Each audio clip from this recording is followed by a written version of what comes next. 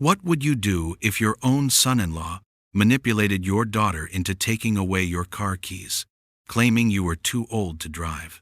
I'm Warren Hayes, and that's exactly what happened when Marcus staged an intervention with my daughter Sophia, using fake evidence to convince her I was dangerous behind the wheel. They stripped away my independence, my dignity, and my freedom with one humiliating conversation at their kitchen table. But then something wonderful happened. A patent royalty check for $127,000 arrived in my mail. So I walked into a Ferrari dealership, bought a bright red sports car with cash, and drove it straight through the middle of Marcus's prize-winning rose garden. But destroying his flowers was just the beginning. You're watching Betrayal HQ, where elder abuse meets explosive justice.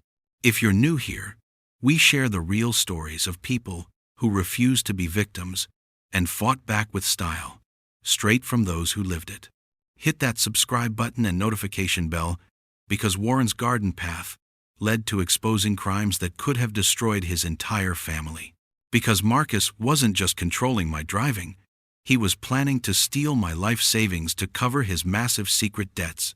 What started as revenge for a ruined garden became a war to save my daughter from a financial predator who saw her father as his personal ATM.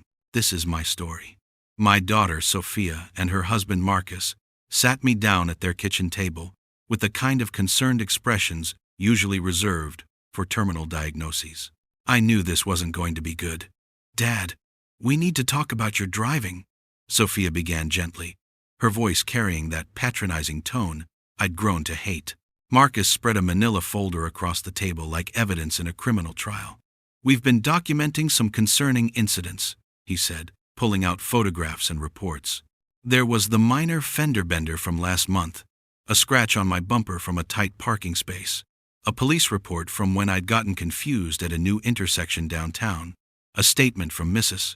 Henderson next door claiming I'd seemed disoriented when backing out of my driveway. This isn't about punishment," Marcus continued with fake sympathy. "It's about safety. Your safety and everyone else's." I stared at the papers, feeling something cold settle in my stomach. These weren't random incidents. They were carefully collected ammunition. "We think it's time you consider giving up your keys," Sophia said softly. "Just temporarily, until we can get you evaluated properly." The word temporarily hung in the air like smoke. We all knew there was nothing temporary about this conversation. They presented their case with the efficiency of prosecutors seeking a conviction. Marcus had clearly spent time preparing his arguments, complete with statistics about elderly drivers and accident rates. "Dad, I know this is hard," Sophia said, reaching for my hand, "but we love you too much to let something terrible happen." I looked at my daughter, really looked at her. When had she started seeing me as a burden instead of her father? When had Marcus convinced her I was a danger to society? "What about my independence?" I asked quietly. "What about my ability to get groceries, go to doctor appointments, visit friends?" "We'll help with all that," Marcus assured me, though his smile didn't reach his eyes. "There are services for people in your situation. Senior transportation, grocery delivery. You'll be much safer." People in my situation, as if being 72 meant I was already halfway to the grave. "I'm not ready to give up driving," I said firmly. Marcus's expression hardened slightly. "Warren Hayes, with all due respect, that's exactly what someone who shouldn't be driving would say." The manipulation was subtle, but effective. Question my judgment, then use my objections as proof I lacked judgment. I looked at Sophia again, hoping to see some sign that she disagreed with her husband's tactics. Instead, I saw a woman who'd been thoroughly convinced that her father was becoming a dangerous old man. Reluctantly, I pulled my keys from my pocket and set them on the table. 1 week later, everything changed. The mailman delivered an envelope that would transform my life in ways Marcus could never have anticipated. A royalty check from Peterson Engineering for $127,000. I stared at the number, reading it 3 times, to make sure I wasn't hallucinating. The patent I'd co-developed 30 years ago for a specialized hydraulic system had suddenly become valuable again, thanks to new applications in renewable energy. For the first time since surrendering my keys, I smiled. I'd spent the week feeling like a prisoner in my own house, dependent on others for every trip outside. Sophia had driven me to the grocery store twice, treating me like an invalid who needed supervision. Marcus had made pointed comments about the costs of senior care and the importance of preserving assets for the next generation. I'd wondered why he was so interested in my financial situation. Now I understood. He'd been softening me up, preparing me to accept that I needed help managing my money as well as my transportation. But $127,000 was enough to change the rules of this game completely. I picked up the phone and called a taxi. Then I called the luxury car dealership downtown. "I'd like to look at your sports cars," I told the salesman. "Something fast, something red, and I'll be paying cash." The Ferrari dealership wasn't expecting a 72-year-old man in khakis and a cardigan to walk through their doors asking about high-performance vehicles. The young salesman, Tyler, looked skeptical when I mentioned paying cash. His attitude changed dramatically when I showed him the royalty check. "This is a beautiful car," Tyler said, running his hand along the sleek red hood of a Ferrari 488 V8 engine. 0 to 60 in 3 seconds. Top speed of 205 miles per hour. "Perfect," I said. "I'll take it." "Sir, perhaps we should discuss financing options or maybe look at something more practical?" I pulled out my checkbook. "Son, I've been driving for 56 years without a single serious accident. I think I can handle a car with a few extra horses under the hood." The paperwork took 2 hours. Tyler kept asking if I was sure, if I wanted to call my family, if I understood the insurance implications. "The only thing I need to understand," I told him, "is how to get from here to my son-in-law's house." When I drove off the lot, the engine's roar felt like freedom itself. For the first time in a week, I was in control of where I was going and how fast I got there. I had one stop to make before going home. I turned onto Marcus and Sophia's street, the Ferrari's engine purring like a satisfied cat. Their house sat at the end of a cul-de-sac, surrounded by Marcus's obsessively maintained landscaping. His rose garden was his pride and joy. He'd spent 5 years developing it, entering competitions, boring everyone at neighborhood gatherings with detailed discussions of soil pH and pruning techniques.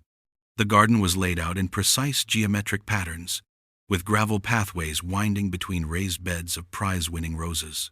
Marcus had installed special irrigation systems and protective barriers to keep his flowers perfect. I parked in their driveway and sat for a moment, appreciating the beauty of what he'd created. It really was impressive work. Then I put the car in gear and drove straight through the middle of it. The Ferrari's low profile meant it cleared most of the raised beds, but the tires churned up carefully composted soil and scattered rose petals like confetti. Wooden garden stakes snapped under the wheels. The irrigation system spurted geysers of water as I carved a perfectly straight path from one end of the garden to the other. I parked in the center of what had been Marcus's masterpiece and turned off the engine. The silence was almost as satisfying as the destruction. My phone rang before I'd even made it back to my house. Marcus's voice was trembling with rage, his usual composure completely shattered. "What the hell is wrong with you? Have you lost your mind completely?" "Good afternoon, Marcus," I said calmly.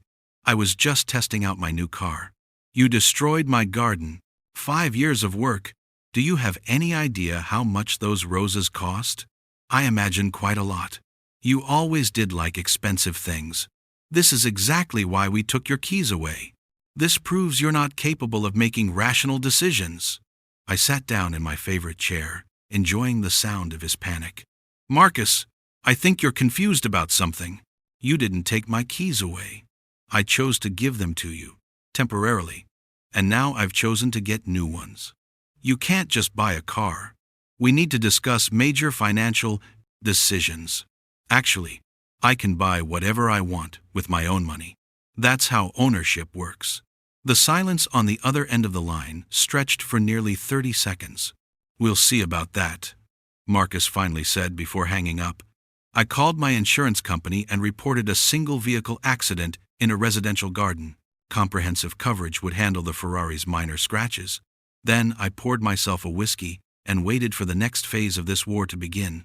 Sophia arrived an hour later, tears streaming down her face.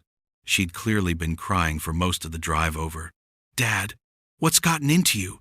Marcus is talking about calling the police, filing insurance claims. He wants to have you evaluated for dementia." "Do you think I have dementia, Sophia?"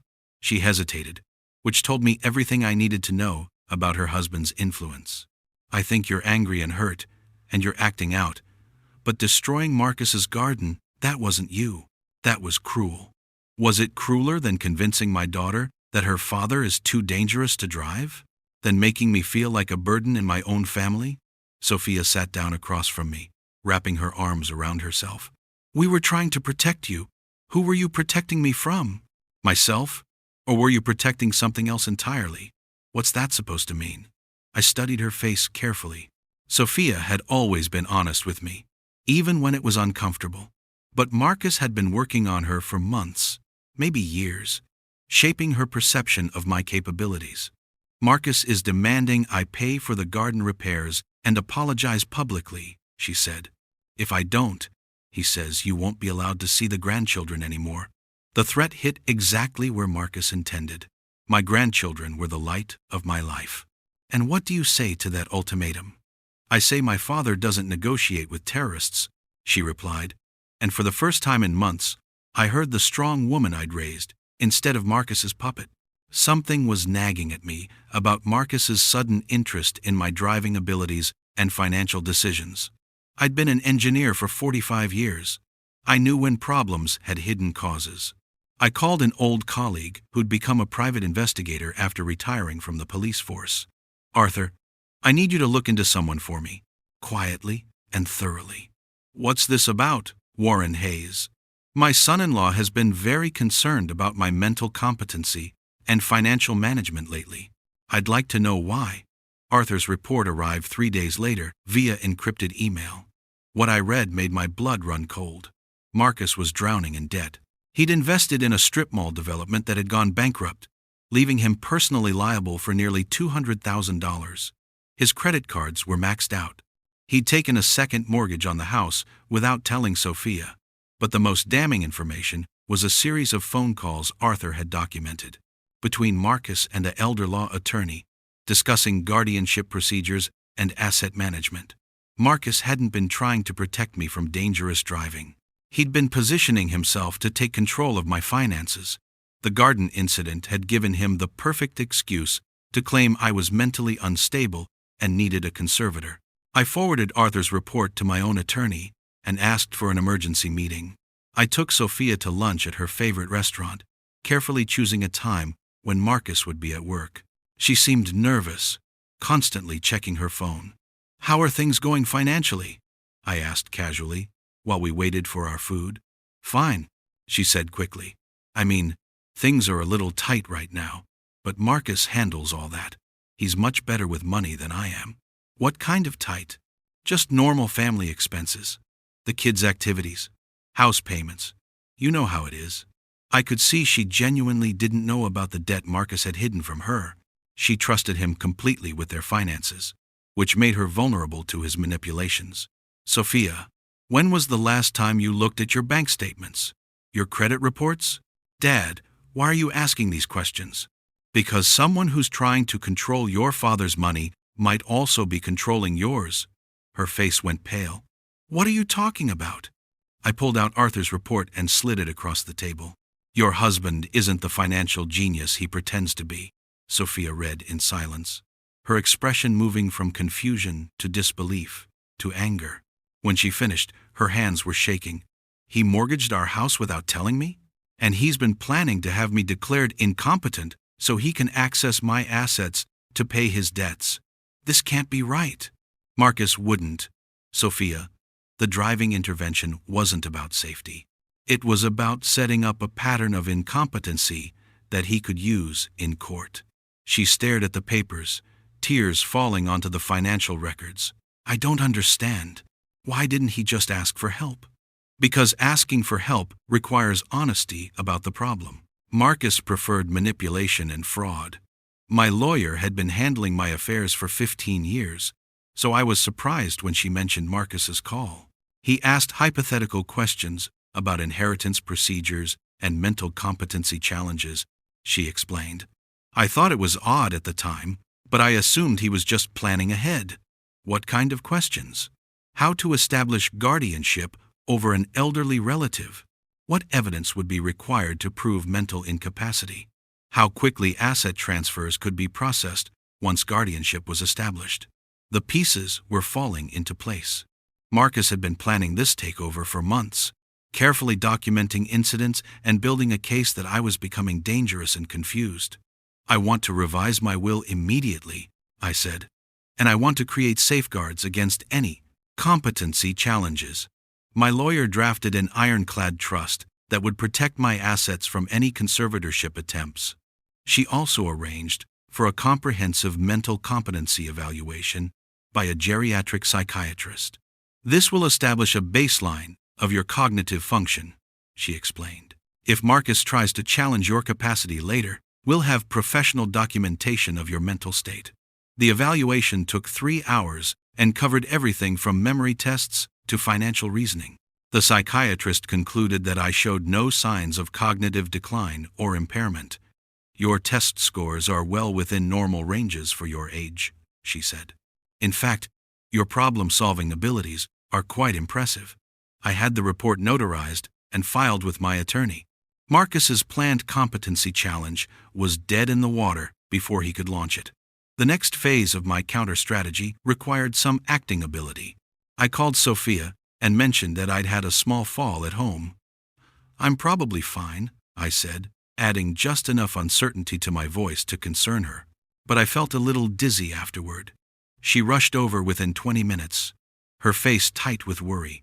I played up some mild confusion, asking her to repeat questions, and seeming uncertain about recent events. Dad, maybe we should call the doctor.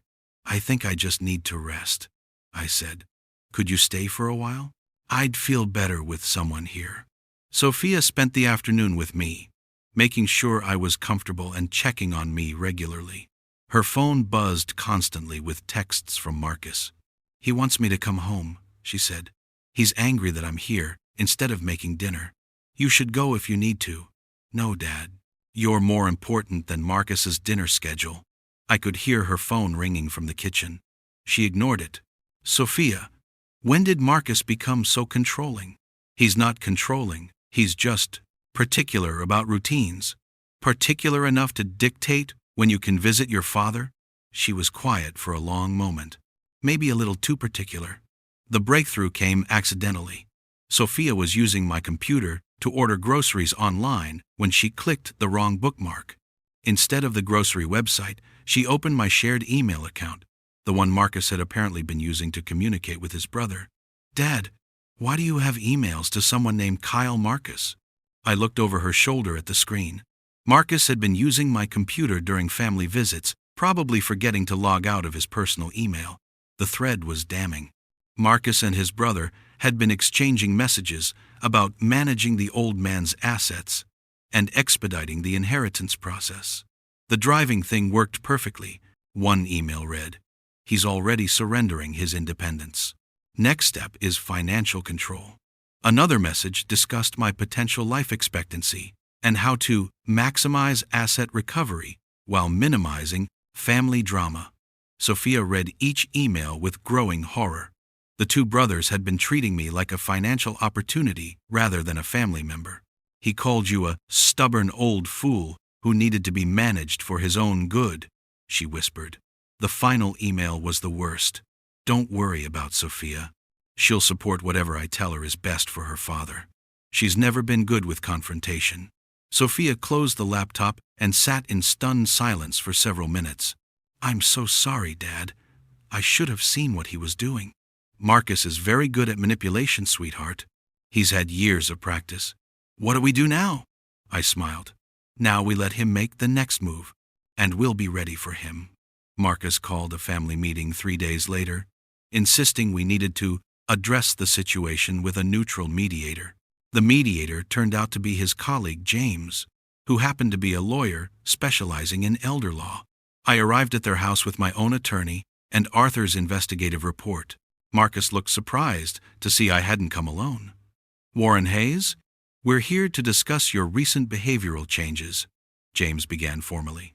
There are concerns about your judgment and decision-making abilities.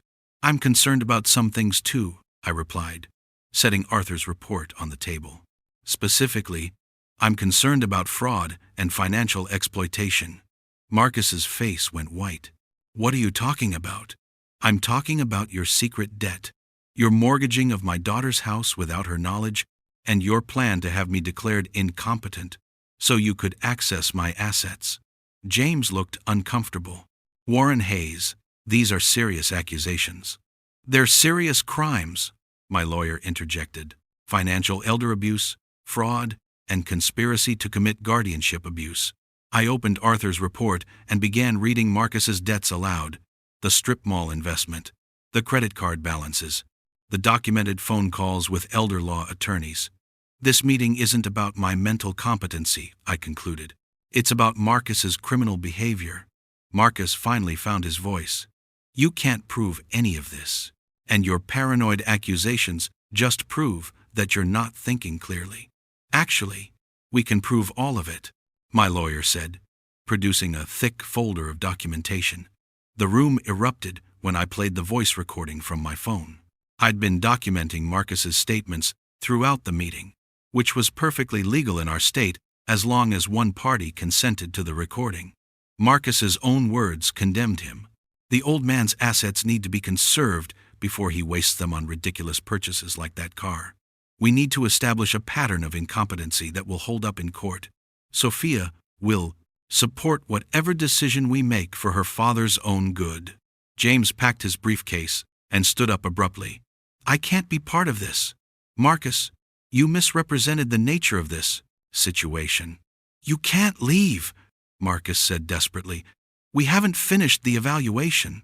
There's nothing to evaluate, James replied. Your father-in-law is clearly competent, and you've just confessed to planning financial exploitation on a recorded device. Sophia had been sitting silently through the entire confrontation, her face cycling through shock, hurt, and growing anger. Finally, she stood up and looked directly at Marcus. I want a separation, she said quietly. I want you out of the house by tomorrow. Sophia, you're being manipulated by your father's paranoia.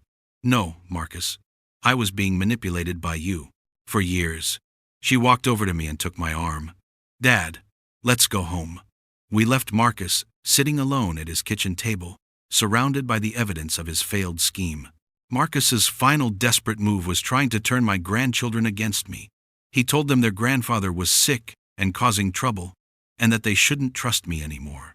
My 8-year-old grandson Tyler called me that evening, his voice small and confused.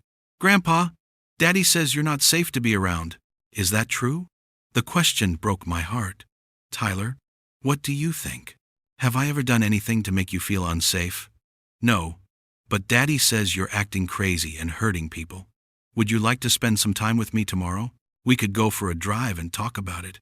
Daddy says we're not allowed to get in cars with you. I picked up Tyler and his sister Emma the next morning, with Sophia's permission. We drove to the park in my regular sedan. I'd saved the Ferrari for special occasions. This is a nice car, Grandpa, Emma said from the back seat. Thank you. I'm a very careful driver. I've been driving for 56 years without ever hurting anyone. We spent the afternoon at the park, playing games and talking about everything except the family drama. I didn't badmouth Marcus or try to turn them against their father. Instead, I showed them through my actions that I was still the same grandfather who loved them unconditionally. Daddy was wrong about you being dangerous, Tyler said as we drove home. Sometimes adults make mistakes when they're scared or upset, I replied. The important thing is that you know I'll always be your grandfather, no matter what happens between the other adults in your family. By the end of the day, their trust in me was completely restored. The divorce proceedings moved quickly once Sophia's lawyer saw the evidence of Marcus's hidden debt and fraudulent activities. The prenuptial agreement they'd signed protected her from his financial liabilities. Marcus lost the house when the bank foreclosed on his secret second mortgage. He was forced to move into a small apartment across town, his credit destroyed, and his reputation in ruins. The elder law attorney he'd consulted reported his attempted fraud scheme to the State Bar Association. Marcus faced potential criminal charges for financial exploitation and conspiracy. Sophia kept the children in their schools and maintained their routines, but Marcus's visitation was limited to supervised meetings after his threats to manipulate them against me. "I can't believe I was married to someone capable of this," Sophia said during one of our weekly dinners. "Marcus is very good at presenting a false image. He fooled a lot of people, not just you. But I should have seen the signs, the controlling behavior, the secrecy about money, the way he tried to isolate you from us. The important thing is that you recognize the truth when it was presented clearly. That took courage." Sophia had filed for full custody of the children, and Marcus's documented attempts to manipulate them were helping her case. Sophia and the children moved in with me temporarily while she looked for a new house. The old place held too many painful memories of her life with Marcus. We decided to redesign my backyard together, creating a space that reflected our new family dynamic. The children wanted a vegetable garden where they could grow their own food. "No roses," Emma declared firmly. "Roses are too much trouble." We planted tomatoes, peppers, squash, and herbs in raised beds that the kids could tend themselves. Sophia installed a small greenhouse where we could start seedlings. The garden was chaotic and colorful, nothing like Marcus's rigid geometric patterns, but it was alive and productive, feeding our family instead of just impressing neighbors. "This is much better than Daddy's flowers," Tyler said, biting into a fresh tomato. "You can't eat roses." The children helped me build a small workshop in the garage where I could tinker with engineering projects. Tyler showed a natural aptitude for mechanics, while Emma was fascinated by the mathematical principles behind structural design. "Maybe one of them will become an engineer like their grandfather," Sophia suggested. "Or maybe they'll become something completely different. The important thing is that they have the freedom to choose their own paths." We'd created something Marcus had never understood, a family based on love and support rather than control and manipulation. The final chapter of this story took place 6 months later in an empty parking lot behind the mall. I was teaching Emma how to drive using my regular sedan while Tyler and Sophia watched from lawn chairs. "Remember, gentle pressure on the pedals," I instructed as Emma navigated between orange cones. "The car will do most of the work if you let it." Emma was a natural driver, calm and focused behind the wheel. At 14, she still had 2 years before she could get her license, but I wanted her to learn proper technique from the beginning. "She's better than I was at her age," Sophia laughed from the back seat. "She's better than Marcus ever was," Tyler added, and we all laughed at his unintentional burn. The red Ferrari sat in my garage most days now, a trophy of a battle fought and won. I drove it occasionally, always safely and legally, just to remind myself that I was still capable of making my own decisions. Marcus had tried to steal my independence and exploit my family. Instead, he'd lost everything while bringing us closer together. "Grandpa, can we go for ice cream after this?" Emma asked, successfully completing a 3-point turn. "Absolutely. You've earned it."